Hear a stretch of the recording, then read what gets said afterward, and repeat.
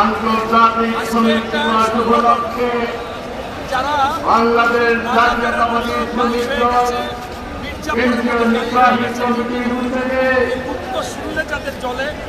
আজকের এই শ্রমিক সমাবেশ, এই সমাবেশের সভাপতিত্ব করবেন ভবিষ্যৎ কেন্দ্রীয় কমিটির সম্মানিত সভাপতি আনোয়ার হোসেন।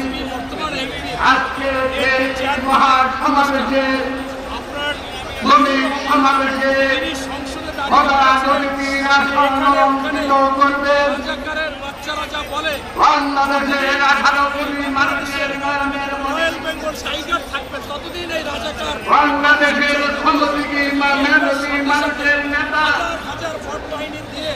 বাংলাদেশ জাতীয়তাবাদী দলের চেয়ারম্যান মাননীয় প্রধানমন্ত্রী জনাব তারেক রহমান আজকে এই সময় বক্তব্য রাখবেন বিএনপির জাতীয় নির্বাহী কমিটির সাধারণ সম্পাদক মহাসচিব মির্জা ফখরুল ইসলাম। আমি কোনো বীর বিক্রম না, আমি এই বীর মুক্তিযোদ্ধা ফজলুর রহমান কমান্ডারের সাথে যুদ্ধে গিয়েছিলাম। আমাকে উনি উচ্চকিত করে নিয়েছিলেন। এই যে বিষয়, তাইলে আমরা কি বলতে পারি? বট বাহিনী খাইছে ধরা, গুপ্ত খাইছে ধরা, রাজাকার খাইছে ধরা, ওই ওর মা বাপ 14 গোষ্ঠী খাইছে ধরা। এরকম আপনার ওদের আবার একজন নেতা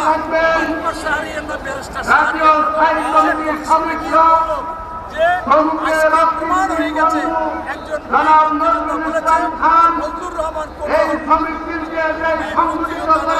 এবং সে হচ্ছে ভারতীয়।